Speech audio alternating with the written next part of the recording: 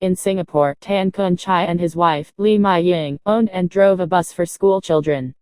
The Tans had 4 children of their own, a daughter in kindergarten named Chin Ni and 3 sons in primary school named Kok Peng, Kok Hin, and Kok Soon. On January 6, 1979, Kunchai and Mai-ying left for work at 6:35 a.m. About 30 minutes later, Mai-ying called the children 3 times to get them up for school, but nobody picked up the phone. Next, she called a neighbor, who tried waking the children by knocking on the front door.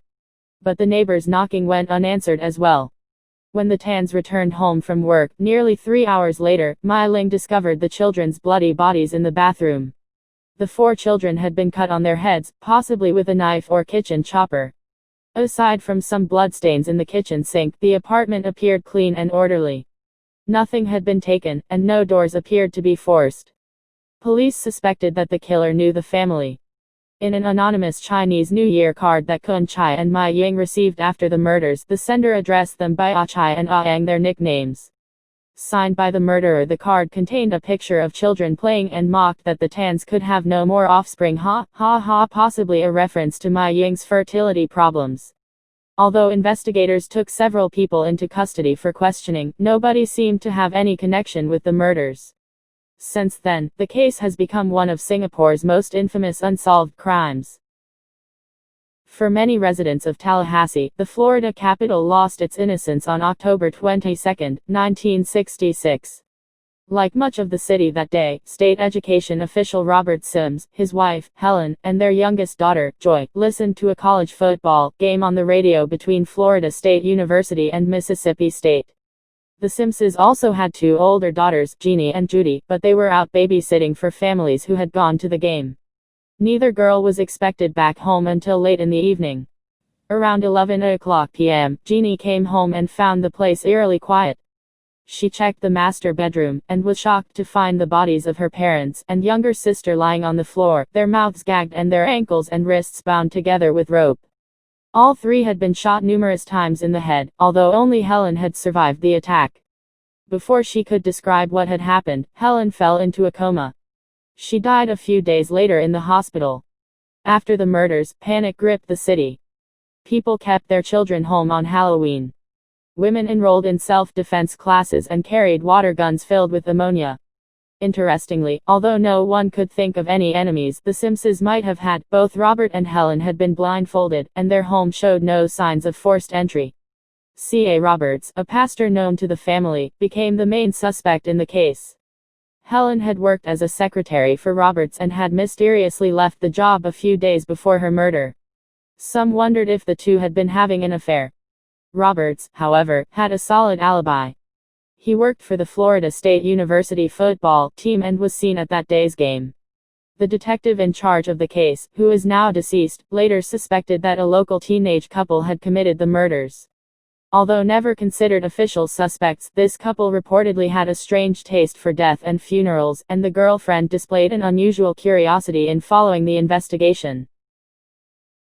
On the night of January 21, 1962, firefighters rushed to extinguish a fire that was raging in the home of Edward and Christine Mapps. Christine was found unconscious and bruised, but Edward had disappeared.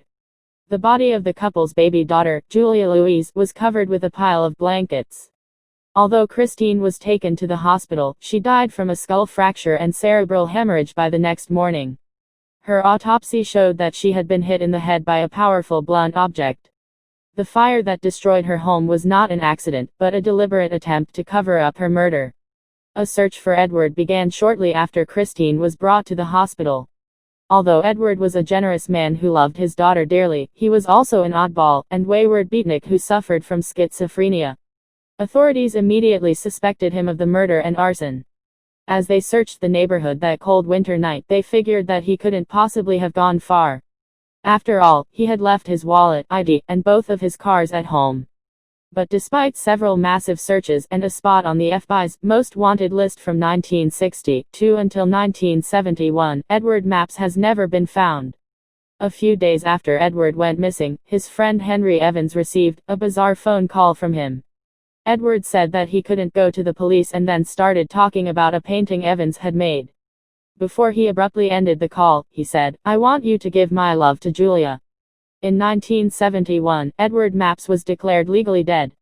Although he was the initial suspect in the case, many believe that Edward may have been a victim as well. 1 year after the murders, one of Edward's friends told police that he suspected Edward had been kidnapped and murdered by Christine's father, Robert Wolbach. Wolbach, an abusive and violent man, opposed his daughter's marriage and despised Edward. Wolbach's wife once told police that she thought Edward was dead, but refused to elaborate. On September 25, 1966, chemical engineer Jerry Brickel left work, picked up some milk at the store for his wife, Linda, and their daughter, Debbie, and arrived at his Cincinnati home around 8:00 p.m. He got his trash ready for garbage day and, after engaging in some small talk with a neighbor who was walking her dog, went inside his house. In the morning, nobody saw Debbie at school, and Jerry never showed up for a flight he was supposed to take for a business trip to West Virginia. By the next day, neighbors noticed that the Brickel dogs had been barking all day and that their garbage cans hadn't been moved. So their friends Dick Meyer and Dick Janschen figured they'd check in on them. Meyer, a World War II veteran, opened their front door and recognized a familiar smell. Something was dead inside the house. As the police searched the Brickel home, they found Debbie dead in her bedroom and Linda and Jerry dead in theirs. Linda's body was laid on top of Jerry's, and Jerry had a sock stuffed into his mouth. Both Linda and Jerry were tied up, and all three of the Brickels had been stabbed to death. No murder weapon was found, but Jerry's wallet and the family's morning newspaper from September 26 were missing. Although some believed that the murders were part of a spontaneous robbery, others whispered that it was a carefully planned attack. According to a neighbor, Linda had seemed nervous and scared several weeks before the murders. A week before Linda's death, a woman she had known named Valerie Percy had been killed in her house in Chicago. Percy's murderer was never caught. Although investigators never determined whether the two murders were connected, Percy and Linda were said to have run around with the same crowd when Linda lived in Illinois.